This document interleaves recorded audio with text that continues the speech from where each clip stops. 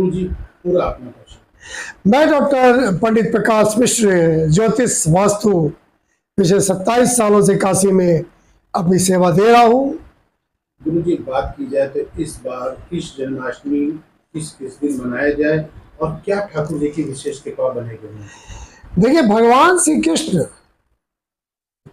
सारी कलाएं जिनमें समाहित है वो भगवान श्री कृष्ण है, योगेश्वर है।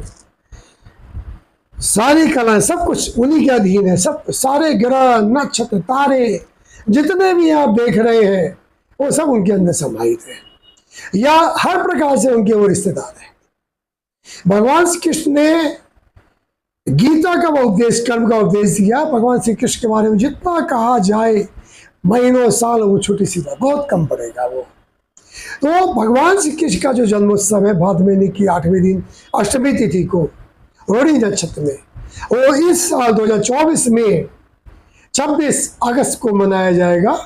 जिसे पूरा भारत, वो उत्तर भारत हो दक्षिण भारत हो, कोई दिशा हो, कोई शहर हो, वहाँ पे बड़े धूमधाम से अलग अलग तरीके से मनाया जाता है। इसके साथ में ही फिजी है, संयुक्त अमेरिका है, पूरे विदेश में भी बहुत से लोग हैं जो भगवान श्री कृष्ण का जन्म पूरे हर्षोल्लास के साथ मनाते हैं। उनकी अलग अलग प्रथा, अलग अलग तरीके से वो इस खुशियों को मनाते हैं। गुरु जी ये प्रथा कब से चालू हुई और क्या इसका विवरण है, थोड़ा सा विस्तार से?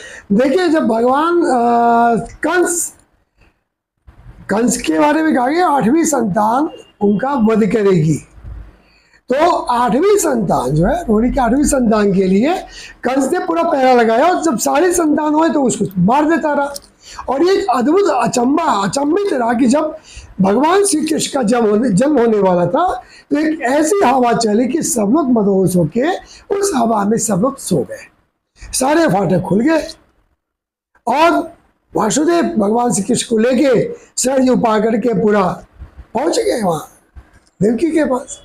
वहां से उन्होंने उनकी लड़की जन्मी थी, वो माता विंध्यवासिनी देवी के रूप में, उनको लेके वापस चले आए।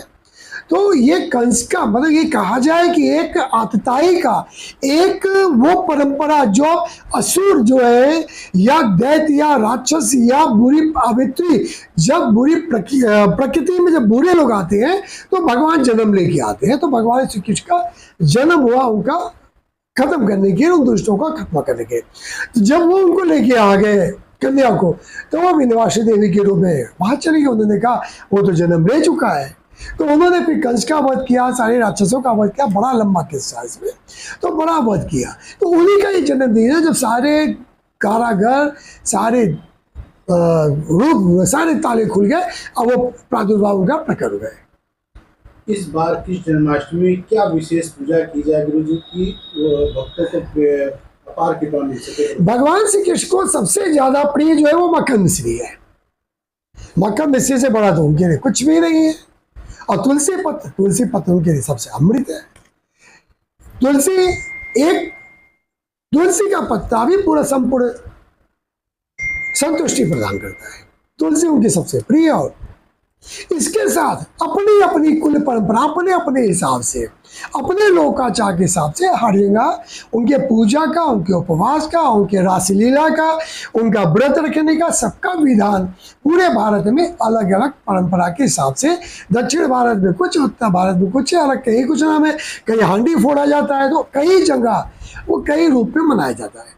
कई ये पूरी परंपरा रासलीला में चल रही है, तो ये मनाने का अपना अपना तरीका है। भगवान श्री कृष्ण का जन्म रात्रि में 12 बजे लोग खीरे में करते हैं। और इसके अलावा साधक, जो साधक है, जो साधना करने वाला, जो ज्योतिषी है, जो कुछ पाना चाह रहा है अध्यात्म से संबंधित, उसके लिए अपने लिए कुछ विशेष मंत्र होते हैं जो जन्माष्टमी में वो उसको पूरा करके उसको प्राप्त करता है। इसी समय एक भगवान श्री कृष्ण का एक मंत्र है, ओम क्लीम कृष्णाय नमः।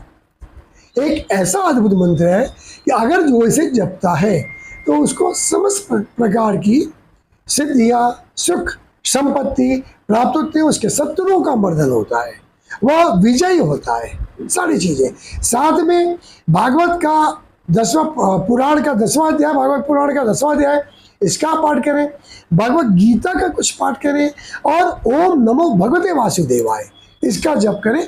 ये सबके लिए फलदायी है। किस समय पूजा करने से ठाकुर जी की विशेष कृपा होगी किस जन्माष्टमी के पर्व? देखिए, श्री कृष्ण जन्माष्टमी पे या तो सुबह से ही भगवान का प्रोग्राम और पूजा पाठ और जप अनुष्ठान सब चलता रहता है पूरे समय। रात्रि का जो समय होता है 12 बजे से 2 बजे के बीच का, ये सबसे अभूतपूर्व समय होता है, बहुत ही अद्भुत समय होता है। उस समय भगवान का भजन, भगवान का कीर्तन, भगवान का जन्म कराना, रासलीला कराना, उस समय मंत्रों का जप करना, उस समय जितनी चीजें आपके गुरु प्रदत्त मंत्रों का जप करना, गायत्री मंत्र का जप करना, ये सारी चीजें 12 से 2 के बीच में अभूतपूर्व चीजों की प्राप्ति कराती है। क्या कहेंगे गुरु जी काशी की जनता को किस जन्माष्टमी के महापर्व पर? श्री कृष्ण जन्माष्टमी हम बता दें कि ये भगवान जो विष्णु का जो अवतार है, जो भगवान श्री कृष्ण है, ये धर्म अर्थ काम मोक्ष सब देने वाले हैं। पूरे सनातन को, पूरे लोगों को इस पर्व को पूरे धूमधाम से मनाना चाहिए और भगवान का कोई मंत्र या अपने गुरु का प्रदत्त मंत्र उस दिन जरूर साधना करना चाहिए। उस दिन जरूर कम से कम 1 माला, 3 माला, 5 माला, 11 माला करना चाहिए और भगवान को भक्ति भाव से तन मन धन से जितना हो सके वो भगवान की पूजा अर्चना करना चाहिए और गरीबों की सहायता करना चाहिए।